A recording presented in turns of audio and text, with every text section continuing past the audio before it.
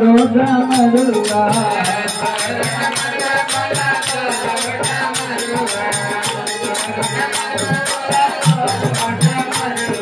गम डमाडम बाजे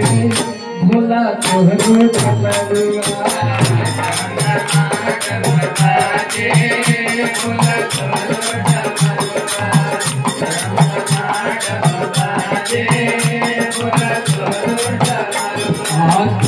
गढ़ावेला बाबा के डमरुआ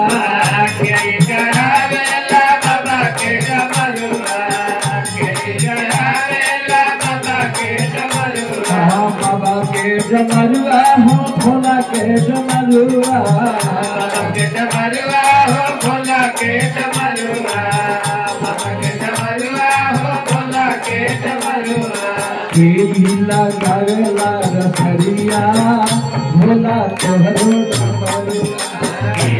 लगावेला रसरिया भोला तोहरो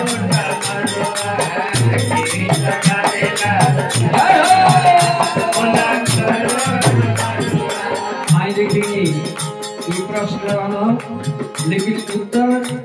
एक लोहरा बनावेला बाबा के डमरुआ बनावेला बाबा के डमरुआ बाबा के डमरुआ बाबा के डमरुआ हो भोला के डमरुआ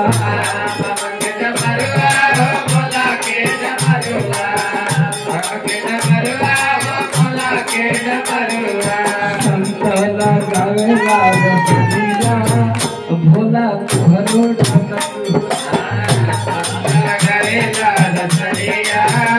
भोला तोहरो डमरुआ लगावेला रसरिया भोला तोहरो डमरुआ डम डम बाजे बाबा तोहरो डमरुआ डम डम बाजे भोला तोहरो डमरुआ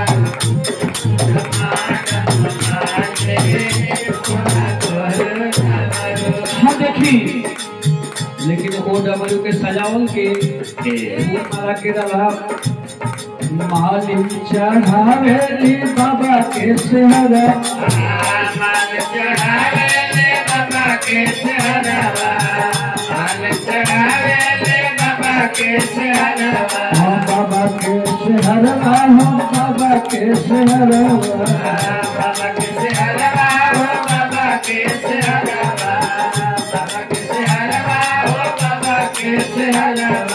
शिव का बनेला पुजरिया बाबा तोहरो डमरुआ शिव का बनेला पुजरिया बाबा तोहरो डमरुआ बनेला पुजरिया बाबा तोहरो डमरुआ देखी ये मालिक की व्यवस्था दिहल गई भगवान भोलेनाथ के सेहरा बना के मालिक चढ़ाई और मालिक के गुण गावल लगा कहवा से आवे कहवा से भैया हरिंदर रईले कहवा से भैया हरिंदर रईले कहवा से भैया हरिंदर रईले कहवा से दीदी पहरुआ बाबा तोहरो डमरुआ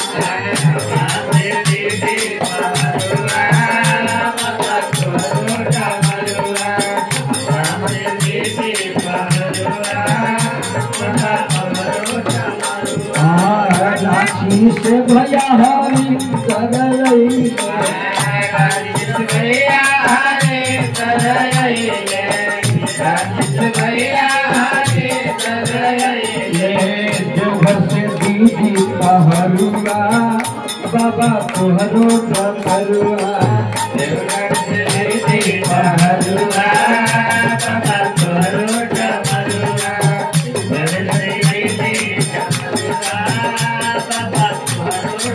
भैया लोग चढ़ावेला बाबा के पूजनिया भैया लोग चढ़ावेला बाबा के पूजनिया भैया लोग चढ़ावेला बाबा के पूजनिया हरि लाल बनेला पहरुआ